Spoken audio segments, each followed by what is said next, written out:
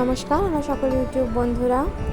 বৃন্দাবন ভ্রমণের প্রথম দিন সকালেই বাঁকে বিহারী মন্দিরে চলে গিয়েছিলাম, সেই ভিডিও সকলের সাথেই শেয়ার করেছি। আজকে চলে এসেছি আরেকটি ভিডিও নিয়ে। সেই দিন বিকালে কোথায় গিয়েছিলাম সেই ভিডিওই আজকে শেয়ার করব। তো বাঁকে বিহারী মন্দির থেকে বেরিয়ে মন্দিরের গলিতে যে সমস্ত দোকানগুলো ছিল সেই দোকানের কিছু ভিডিও করে নিয়েছিলাম।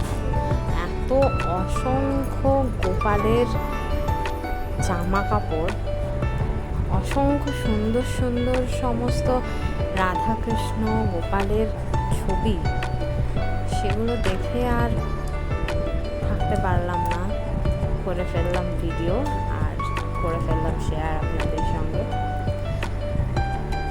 বৃন্দাবনে গরমকালে না যাওয়াই ভালো, যদি পারবেন তো শীতকালে যাওয়ার চেষ্টা করবেন, কেননা গরমকালে এত প্রচণ্ড গরম যে ভালোভাবে ঘুরতেই পারবেন না। বিকালবেলা বেরোলে একই অবস্থা, রোদ থাকে না ঠিকই, কিন্তু তাও প্রচণ্ড গরম। কিন্তু কি করব, বেড়াতে গেছিলাম, ঘুরতে তো হবে, তাই আমরা ঘুরেছি, কিন্তু কষ্ট পেয়েছি প্রচুর। যাই হোক, সারাদিন ঘুরে বেড়ানোর পর সবাই একটু ক্লান্ত হয়ে পড়েছিলাম, তাই খাওয়া দাওয়া সেরে রেস্ট করে বিকালে চলে গিয়েছিলাম এই প্রেম মন্দিরে।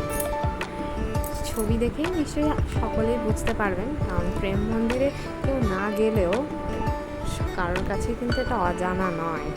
প্রেম মন্দিরের ছবি, প্রেম মন্দিরের দৃশ্য কিন্তু সবাই চেনে। এত সুন্দর জায়গা যেখানে গেলে আপনার বারবার যেতে ইচ্ছা করবে। চারিদিকটা যেমন সুন্দর, মন্দিরের ভিতরটাও ততটাই সুন্দর।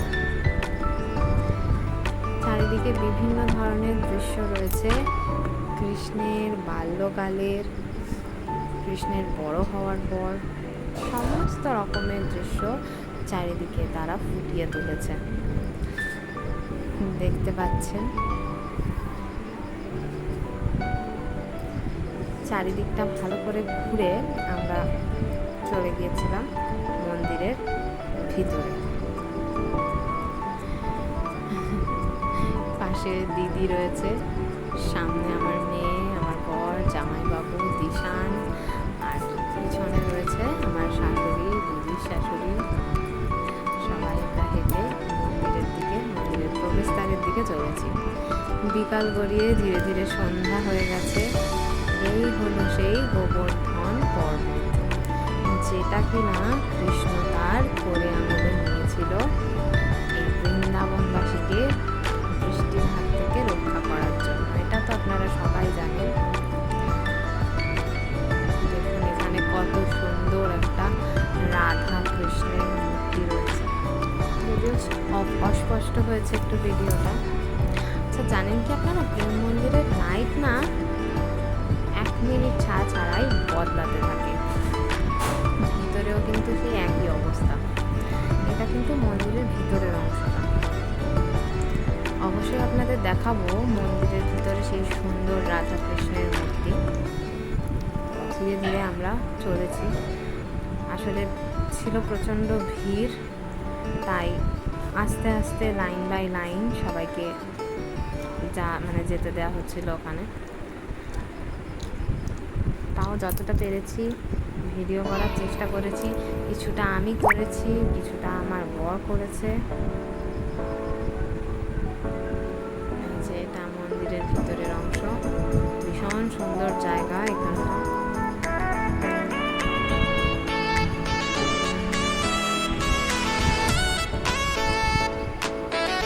সব দলে দলে চলেছে।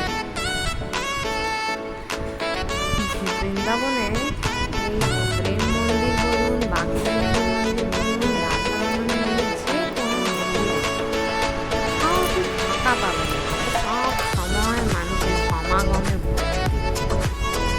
ছাদটা দেখেছেন কত সুন্দর। এই ভিডিওটা যদিও আমার বর করেছে, আমি হয়তো করলে এত ভালো করে করতে পারতাম না। এটা মন্দিরের দেওয়ালে বিভিন্ন ধরনের সব কারুকার্য,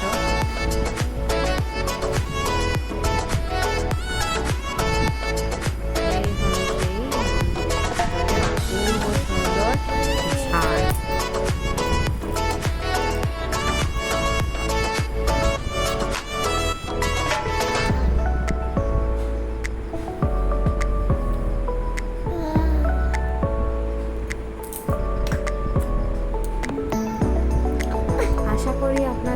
সকলের ভিডিওটা ভালো লাগবে। যদি ভালো লাগে অবশ্যই ভিডিওটা লাইক করবেন, সাবস্ক্রাইব করবেন, কমেন্ট করবেন, শেয়ার করে দেবেন। মন্দিরের উপরের তলায় দোতলায় দুটো দরজা রয়েছে। বলা হয় এখানে নাকি ঈশ্বর এই সুন্দর জায়গায় বসে বাঁশি বাজায় নীরবে। আর ওই দুটো দরজা দিয়ে এত সুন্দর হাওয়া দেয় না, অপূর্ব সুন্দর। এই যে সেই সুন্দর রাম এবং সীতার মূর্তি, এটা রয়েছে দোতলা। আর নিচের তলায় রয়েছে রাধাকৃষ্ণের মূর্তি, সেটাও ভিডিও করা হয়েছে, আর সেটা আপনাদের সাথে পরে শেয়ার করব। মন্দিরের ভিতরের সমস্ত দৃশ্য তুলে ধরার চেষ্টা করেছি।